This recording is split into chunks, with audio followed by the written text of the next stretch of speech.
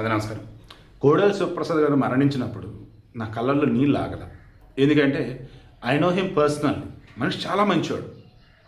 నేను intermediate RBN college, అప్పుడు నర్సపేట ఎమ్మెల్యేగా ఉన్నారు, అఫ్కోర్స్ మంత్రి కూడా ఉన్నారు. ఇప్పుడు ఆయన్ని కలవడం జరిగింది. అప్పుడు నా వయసు ఎంత అండి? 16-17 సంవత్సరాలు. ఆయన మాట్లాడిన మాటలు అవి నాకు ఎంతో బాగా నచ్చాయి. దెన్ ఆ తర్వాత నాకు కొంచెం ఊహ వచ్చాక ఆయన ఎవరు ఏం చేశాడంటే, పల్నాడులో ఫ్యాక్షన్స్ అని రూపు మాపిన డాక్టర్ అండ్ హస్తవాసి బాగా ఉన్న డాక్టర్, ఇలా ఆయన గురించి ఎన్నో చెప్పున్నారు. అటువంటి మనిషిని ఆంధ్రప్రదేశ్ స్పీకర్గా 2014-19 మధ్య చేశాడని చెప్పి ఏదో ఒక దానిలో ఇరికిద్దామని అని చెప్పేసి ఆయనంతటా ఆయనే నా దగ్గర ఫర్నిచర్ ఉందయ్యా అసెంబ్లీది అని చెప్పి తీసుకెళ్ళండి చెప్తే, లేదు నీ దగ్గర ఉంచుకున్నావు కదా నువ్వు, నీ మీద కేసు నమోదు చేస్తుంటే, కేసు నమోదు చేస్తే ఏంట్రా బాబు, సామాన్ నా దగ్గర తీసుకుని అని చెప్పాను, లేదు నాకేస్తానంటే చెప్పండి నేను డబ్బులు కడతాను అన్నాడు. లేదు నువ్వు వాడుకున్నావు, తప్పుడోడి అదని ఇదని అసలు ఆయన మీద లేనిపోని కేసులు పెట్టారు, నానా హడావుడి చేశారు. ఇక మనసు ఆయనది వికలమైపోయింది. ఏ రకంగా? వీళ్ళు ఖచ్చితంగా నా పరువు తీస్తారు, నన్ను జైల్లో ఉంచుతారు, ఆ తర్వాత నేను నిర్దోషిగా నిరూపించుకొని బయటపడాలి అని చెప్పేసి అర్థమైపోయాను. ఇంకొద్దు ఈ జీవితం అని చెప్పేసి ఒక ఆత్మహత్య చనిపోయాడు. ఈరోజు ఆయనలాగే స్పీకర్గా చేసిన జగన్మోహన్ రెడ్డి బాటలో నడిచేడు తమ్మినేని సీతారాం. జగన్మోహన్ రెడ్డి బాట ఏంటి? అధికారం ఉందా వాడుకో, అధికారం ఉందా దోచుకో, అధికారం ఉందా నీ ఇష్టం వచ్చింది చేసుకో, అంతే. జగన్ గురువే కదా ఈ తమ్మినేని కూడా ఫాలో అయిపోయాడు.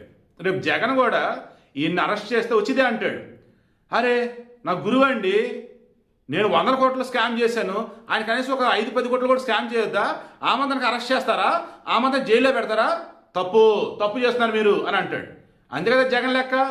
10 సంవత్సరాల పిల్లోడు ఏమంటారు బైక్తో యాక్సిడెంట్ చేసి చంపేశాడు, అంతమంది అరెస్ట్ చేస్తారా? అంతేనా?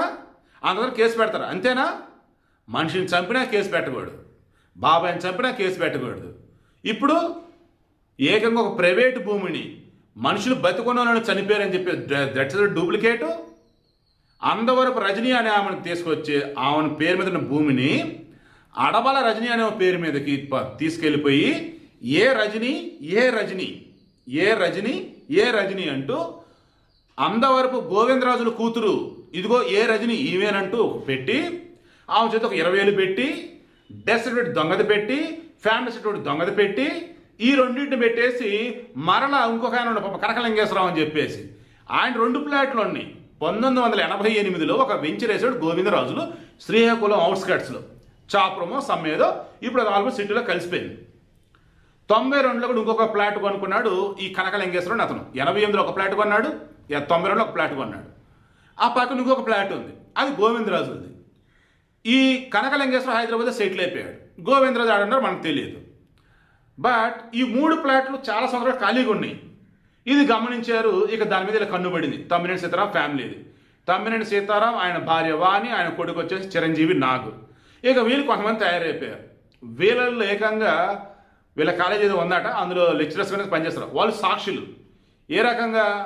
ఈ ల్యాండ్కి సంబంధించి వీళ్ళ పేరు మీదకి మారుస్తున్నప్పుడు, అమ్ముతున్నప్పుడు, కొంటున్నప్పుడు ఈ ఫ్యామిలీ హియర్ సర్టిఫికేట్లు రకరకాల ప్రతి దానిలో కూడా లక్ష్మణ్ అనే క్యాండిడేట్ ఉన్నాడు. వీడు ఏకంగా 90కి పైగా డాక్యుమెంట్లో సాక్షి సంతకం అతనిదేనంట. అంటే ఎన్ని ఫేకో చూడండి అసలు. సో వీడు సింపుల్ చెప్తున్నా చూడండి. 1988లో ఇచ్చిన వెంచర్ తాలూకు 1988లో ఒక ప్లాట్ కొన్నాడు, 1990లో ఒక ప్లాట్ కొన్నాడు కనకలింగేశ్వరం అతను.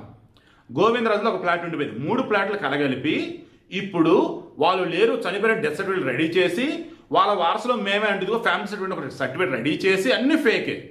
దెన్ ఈ డాక్యుమెంట్లు సరిగా లేకపోయినా కానీ ఆనాడు sub register, I think Aruna హేరామండలం సబ్ రిజిస్టర్, ఇక ఆమె రిజిస్ట్రేషన్ చేసేసింది. ఇప్పుడు ఆ ల్యాండ్లో జగన్ గవర్నమెంట్ కనుక వచ్చినట్టయితే ఏకంగా బిల్డింగ్లే కట్టేవారు. కోటం గవర్నమెంట్ కదా, సరేలే రిజిస్ట్రేషన్ చేయించుకున్నాక ప్రహరీ గోడ కడదామని చెప్పేసి ప్రహరీ గోడ కడుతున్నప్పుడు ఈ కనకలింగేశ్వర కొడుకు జై రమేష్, జై సంతోష్ ఒక అతను వచ్చి ఉన్నాడు. ఇదేంటి మాదల్లా కడుతున్నాడని చెప్పేసి అన్నాడు. మీ దగ్గర మా దగ్గర డాక్యుమెంట్లు ఉన్నాయి అన్నారు. ఇదేంటి ఇవన్నీ ఫోర్జరీ డాక్యుమెంట్లు, మా దగ్గర ఒరిజినల్ ఉన్నాయి అన్నారు. ఎవడో చెప్పుకుంటావో చెప్పుకోపో అన్నారు. ఇక దాంతో అతను కొంచెం పేరున్నట్టునే ఉంది, మరి ఎలా పరిచయం అని చీఫ్ మినిస్టర్ ఆఫీస్లో కంప్లైంట్ చేశారు. వాళ్ళు ఏం చేశారు, శ్రీకాకుళం జిల్లా ఎస్పీకి ఫార్వర్డ్ చేశారు. దెన్ మీ దగ్గర డాక్యుమెంట్లు చూపించన్నాడు. అతని దగ్గర ఉన్న మొత్తం ఒరిజినల్ డాక్యుమెంట్లు. మరి ఇదేంట్రా బాబు అని చెప్పేసి వాళ్ళు కేసు పెట్టారు. అప్పుడు తమ్మినేని సీతారాం ఏం చేశాడు తెలుసా?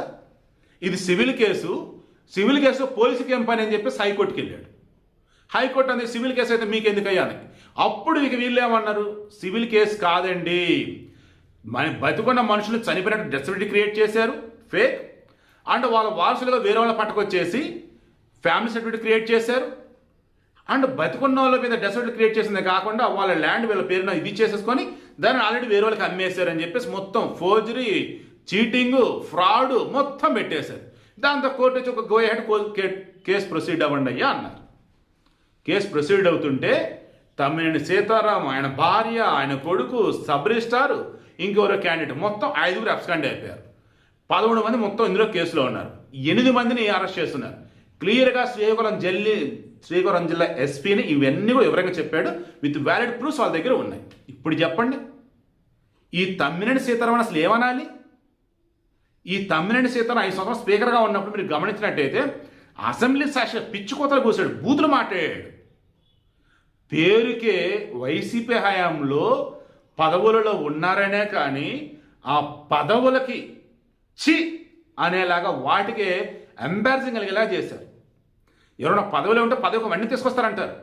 వాళ్ళ పదవిగా మాయన మచ్చ తీసుకొచ్చారు. ఒక జగన్మోహన్ రెడ్డి ముఖ్యమంత్రిగా, ఓ స్పీకర్గా తమ్మినేని సీతారాం, ఒక మంత్రులుగా కుప్పలు రాళ్ళల్లో ఎవరో ఒకళ్ళిద్దరు కడిగిన ఆనిమిచ్చారనుకుంటే వాళ్ళని కూడా జగన్ పాడు చేసి పెట్టాడు.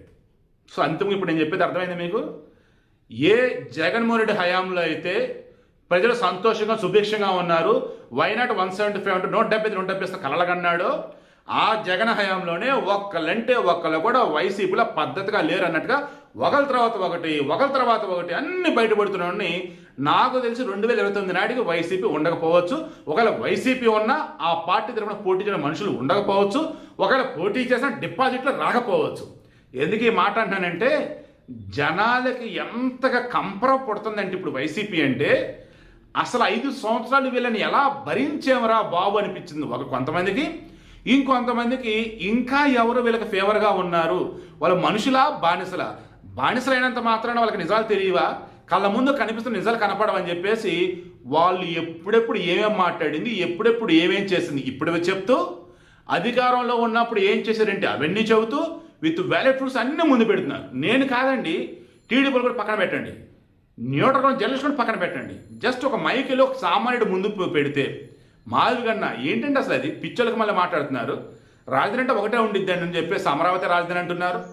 ఆ తర్వాత ఈ ప్రభుత్వ పరిపాలన బాగలేదంట కదంటే ఈ మాట ఎవరన్నా అంటే ఓకే మాట్లాడుకుందాం, బట్ జగన్ రెడ్డి కానీ అర్హత లేదండి అని చెప్పేసి అండి. ఇలా చెప్పుకుంటూ పోతే వైసీపీ అన్న జగన్ అన్న చీ అంటున్నారు జనాలు. అయితే ఇప్పుడు ఇది ఉంది చూసారా, కోడెల సుప్రసన్న మహానుభావుడిని వేధించి చనిపోయేలా చంపేశారు. ఇప్పుడు ఆ పాపమే శాపమై తమ్మినేని సీతారాం మెడకు చుట్టుకుంది. పక్క ఆధారాలతో పోలీసులు రెడీగా ఉన్నారు. తమ్మినేని సీతారాం దొరికితే ఆయన భార్యని కొడుకుని అరెస్ట్ చేస్తారు.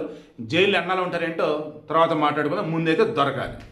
జగన్ ఇప్పుడు కనుక వచ్చి తమ్మినేని సీతారాం ఆ మాత్రం ఖాళీగుండ భూమిని ఆయన పేరు రిజిస్ట్రేషన్ చేసుకోవద్దా అని అన్నా, వాళ్ళు ఎవరు అమ్మితిని కొనుక్కున్నాడు, ఆ అమ్మిన ఎవరుతున్నా వాళ్ళు ఫ్రాడ్ చేశారు, ఈయనగా సంబంధం అన్నా, నా గురువు అయ్యా తమ్మినేని ఆ మాత్రం చేయడం ఏంటి ఫ్రాడు అని అన్నా, ఇక జగన్మోహన్ రెడ్డికి గుండు 0 ఓట్లు కూడా పడవని అంటున్నా.